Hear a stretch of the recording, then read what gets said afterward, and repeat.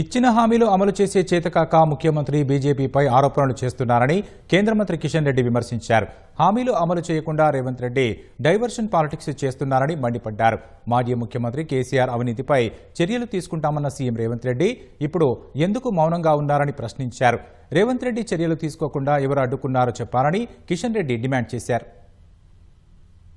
BRS గాని ఈరోజు కాంగ్రెస్ గాని మీ వైఫల్యాలు, మీ చేతగానితనము, మీ అసమర్థత వ్యక్తిగతంగా నా మీద రుద్దేటువంటి ప్రయత్నం చేస్తారు. రేవంత్ రెడ్డి అధికారంలోకి వచ్చిన తర్వాత కేసీఆర్ మీద చర్యలు పక్కకట్టు ఈగా దోమ వాళ్ళకుండా చూసుకుంటున్నాం. ఒక ముఖ్యమంత్రిగా కేసీఆర్ పైన, కేసీఆర్ అవినీతి పైన, కేసీఆర్ అక్రమాల పైన చర్యలు తీసుకుంటుంటే ఎవరు అడ్డుకున్నారో చెప్పాలి, ఎవరు వద్దంటున్నారో చెప్పాలి, ఎవరి బాధ్యతో చెప్పాలి. రేవంత్ రెడ్డిదా కిషన్ రెడ్డిదా బాధ్యత అడుగుతా ఉన్నాను. ఈ రాష్ట్రానికి ముఖ్యమంత్రి రేవంత్ రెడ్డి కిషన్ రెడ్డి అడుగుతా ఉన్నాను.